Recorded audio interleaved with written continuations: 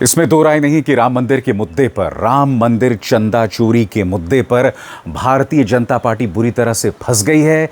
इनका मीडिया लगातार कोशिश कर रहा है कि चंपत राय को बचाया जाए। जी हां, गोदी मीडिया के अंदर पापा की परियां लिख रही हैं कि चंपत राय तो एफआईआर दर्ज करने वाले थे, मगर उन्हें अचानक किसी ने रोक लिया। अब आप मुझे बताइए दोस्तों, अगर चंपत राय को एफआईआर दर्ज करने से या पुलिस में शिकायत दर्ज करने से किसी ने रोक दिया, तो जाहिर सी बात है वो व्यक्ति बहुत ताकतवर रहा होगा। क्योंकि चंपत राय वो शख्स है जो ये बार बार कहता था कि प्रधानमंत्री नरेंद्र मोदी विष्णु का अवतार हैं। आपको लगता है जो व्यक्ति प्रधानमंत्री को विष्णु का अवतार बताता था, वो किसी छोटे व्यक्ति के कहने पर पुलिस केस या एफआईआर दर्ज करने से रुक जाए? जी हां दोस्तों, साफ तौर पर दिख रहा है कि चंपत राय को बचाने की पुरजोर कोशिश की जा रही है। गोदी मीडिया पूरी नींव रख रहा है।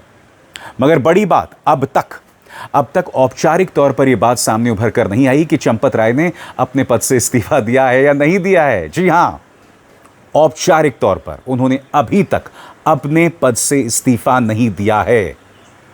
छुट भैया अधिकारियों को गिरफ्तार करने से, उन्हें बदनाम करने से, उनके बारे में अनाप शनाप करने से क्या होता है जब तक आप असली शार्क्स को, असली मगरमच्छ को ना पकड़ें। मगर विपक्ष इसे बहुत खूबसूरती से खेल रहा है दोस्तों। आम आदमी पार्टी और समाजवादी पार्टी लगातार भारतीय जनता पार्टी को घेर रही है और भाजपा की बौखलाहट, खासतौर से मुख्यमंत्री आदित्यनाथ की बौखलाहट देखने लायक है। आज मैं आपको बताने वाला हूं कि अरविंद केजरीवाल ने किसी और को नहीं, देश के गृह मंत्री अमित शाह को घेर लिया है। और मैं चाहता हूं कि आप ध्यान से सुनें कि वो अमित शाह से कौन से 5 सवाल पूछ रहे हैं जिनका जवाब बीजेपी के पास नहीं है। वो 5 सवाल क्या हैं आपकी स्क्रीन पर। सवाल नंबर 1, आप अभी तक राम मंदिर क्यों नहीं गए?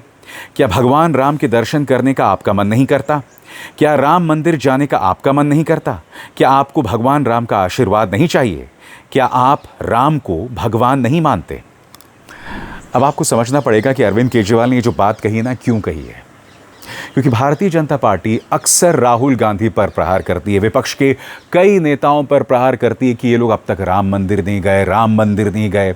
चुनावी सभाओं में खड़े होकर ये लोग लगातार प्रहार करते रहते हैं। आज अमित शाह से पूछे गए इस सवाल का जवाब क्या उनके पास है? हमें इंतजार रहेगा। सुनिए अरविंद केजरीवाल ने किस तरह से उन्हें घेरा। तो मैं आज अमित शाह जी से 5 प्रश्न पूछना चाहता हूं। आप राम मंदिर क्यों नहीं गए? ये मैं नहीं पूछ रही, देश की जनता पूछना चाहती है। आप राम मंदिर क्यों नहीं गए? दूसरा प्रश्न, क्या आपका भगवान राम के दर्शन करने को मन नहीं करता? तीसरा प्रश्न, क्या आपका राम मंदिर जाने को मन नहीं करता? चौथा प्रश्न, क्या आपको भगवान राम के आशीर्वाद की जरूरत है? और 5वां और सबसे अहम प्रश्न, क्या आप रामचंद्र जी को भगवान मानते हैं? ये लोग भगवान रामचंद्र जी को भगवान मानते ही नहीं है। अगर भगवान मानते ये लोग तो कभी चढ़ावे की चोरी नहीं करते।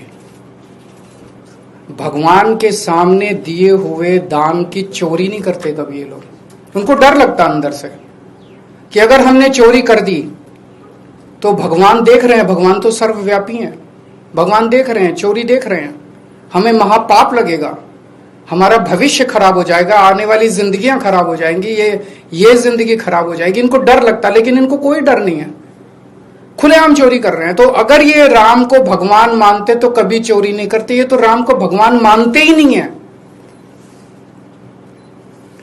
आज तक इतने दशकों से इन्होंने भगवान राम के नाम का इस्तेमाल करके केवल और केवल सत्ता के लिए भगवान के नाम का इस्तेमाल किया है।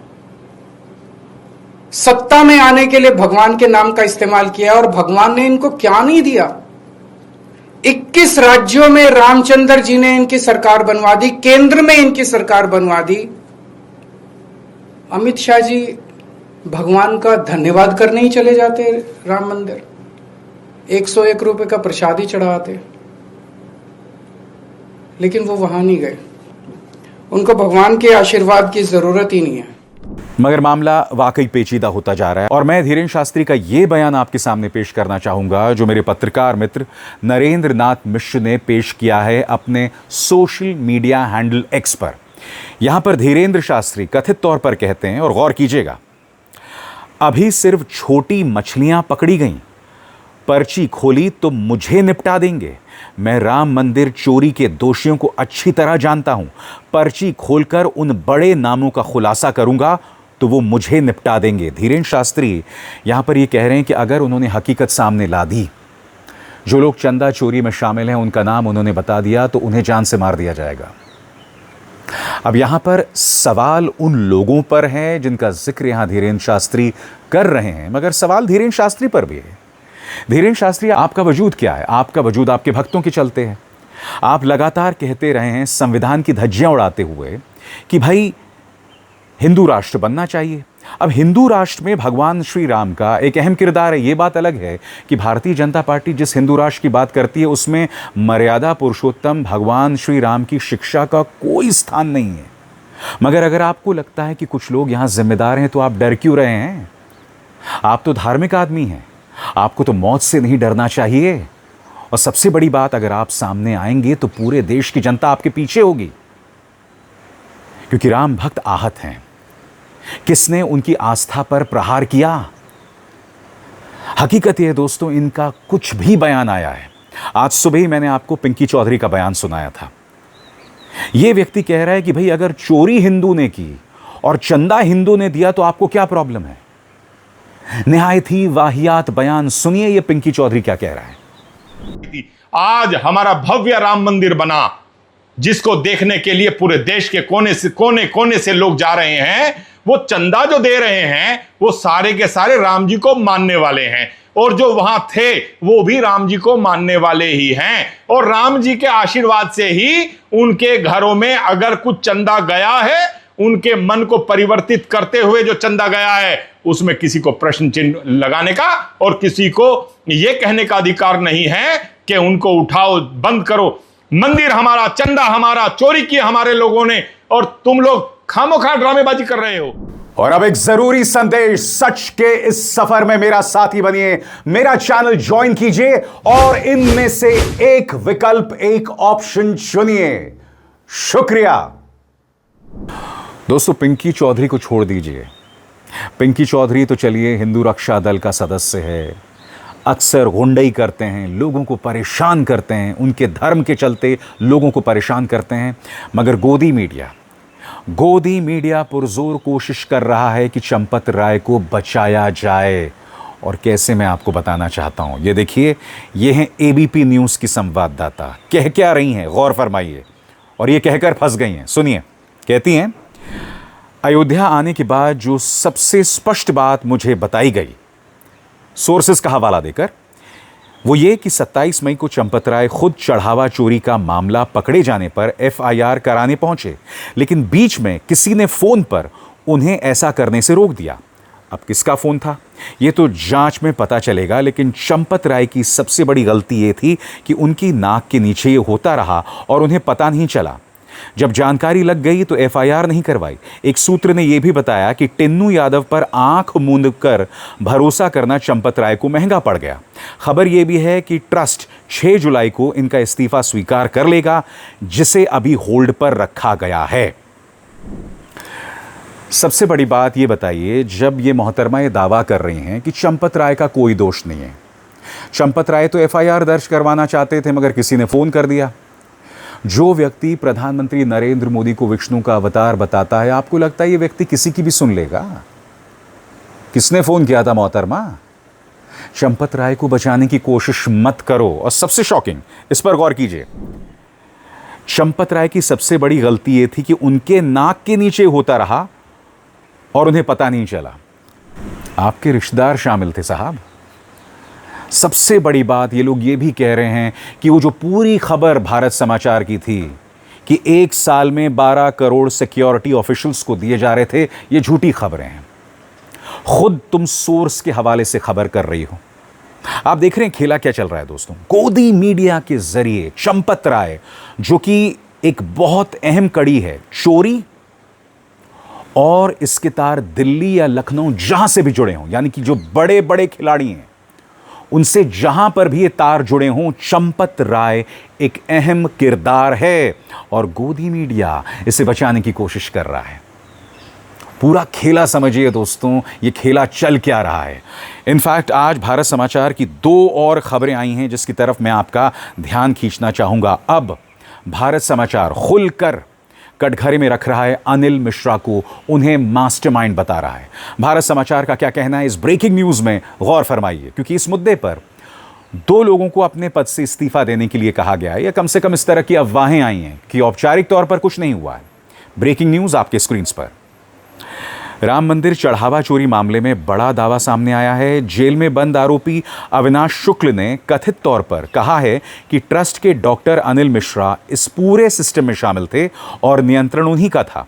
मंदिर के पूर्व इंजीनियर दीनानाथ वर्मा ने भी अनिल मिश्र पर 40% कमीशन लेने का आरोप लगाया और अब आरोप लग रहे हैं कि मिश्रा के 100 से ज्यादा करीबी ट्रस्ट कर्मियों के जरिए पूरा सिंडिकेट चल रहा था। चोरी से लेकर दलाली तक राम मंदिर ट्रस्ट की व्यवस्था पर अब गंभीर सवाल खड़े हो रहे हैं। मैं फिर आपसे पूछना चाहता हूं, क्या अब भी मुख्यमंत्री आदित्यनाथ की कोई जवाबदेही नहीं है? पूरा मीडिया लगा हुआ ये बताने में कि अब मुख्यमंत्री आदित्यनाथ एक्टिव हो गए हैं, अब वो किसी को बख्शने नहीं वाले हैं। अरे भाई, ये सारा खेल उनके मुख्यमंत्री रहते हो रहा था, और ये आम मुख्यमंत्री नहीं हैं, ये गोरखपुर के मठ से जुड़े हुए हैं जो अपने आप को महाराज बुलाते हैं। स्वयंभू महाराज हैं, इनके भक्त इन्हें महाराज कहते हैं, मठाधीश हैं, और इनके रहते इस देश के सबसे बड़े मंदिर भगवान राम के मंदिर में ये चोरी चल रही थी। अब भी आप इस मामले को नहीं समझ रहे हैं, अब भी आप नहीं समझ रहे हैं कि क्या खेला चल रहा है। सबसे बड़ी बात इस मुद्दे पर मुख्यमंत्री आदित्यनाथ, उनके बयानात बहुत अजीबोगरीब हैं। वो एक तरफ अखिलेश यादव को कहते हैं कि भाई राम मंदिर चंदा चोरी जो हुई है उस पर ध्यान मत दो, श्री कृष्ण जन्मभूमि पर ध्यान दो। अगर वहां पर मंदिर बन भी गया तो वहां पर भी चंदा चोरी हो जाएगी। क्या आप इस बात का आश्वासन दे सकते हैं? ये सब हो रहा था उस मंदिर के नाम पर जिस पर आपने इतने वोट बटोरे। सबसे बड़ी बात, आप लोग बार बार कहते हैं कि गोली समाजवादी पार्टी ने चलवाई, मगर आप बता सकते हैं कि कौन सा नौकरशाह जिम्मेदार था? नृपेन मिश्र। और पूरे राम मंदिर ट्रस्ट में नृपेन मिश्र का एक बहुत अहम किरदार है। भारतीय जनता पार्टी इन सवालों का जवाब क्यों नहीं देती? और फिर रोज चुनावी भाषण दे रहे मुख्यमंत्री आदित्यनाथ, और अब तो बहुत ही अजीबोगरीब बात कहने लग गए हैं। अब वो ये कह रहे हैं कि कांग्रेस के पाप की वजह से बांग्लादेश बना। क्या मुख्यमंत्री आदित्यनाथ मुझे बताएंगे कि बांग्लादेश बना कैसे? इंदिरा गांधी ने पाकिस्तान को 2 फाड़ कर दिया था। आपने तो ऑपरेशन सिंदूर 3 दिन में रोक दिया, है कि नहीं? इंदिरा गांधी ने अमेरिका की धमकी के बावजूद पाकिस्तान को 2 फाड़ कर दिया था, और उसकी मिर्ची आज तक पाकिस्तान को लगती है, उसकी चुभन उन्हें आज तक लगती है तशरीफ वाली जगह पर। और अब आप ये कह रहे हैं कि कांग्रेस का पाप है कि बांग्लादेश बना। मुख्यमंत्री आदित्यनाथ, जो आप कहते हैं कृपया उस पर गौर करें। आपकी महत्वाकांक्षा है इस देश का प्रधानमंत्री बनने की, मगर आज आप कह रहे हैं कि कांग्रेस का पाप था बांग्लादेश बन गया। क्या स्ट्रैटेजी, डिप्लोमेसी, इन मुद्दों की कोई समझ है? और अगर नहीं है तो कृपया मुझसे मिलिए, मैं आपसे मंत्रणा करना चाहूंगा, बातचीत करना चाहूंगा। सुनिए क्या बात कही मुख्यमंत्री आदित्यनाथ ने। कांग्रेस के पाप के कारण पहले बांग्लादेश बना, बांग्लादेश पाकिस्तान बनना यह आवश्यक नहीं था, यह आवश्यक नहीं था।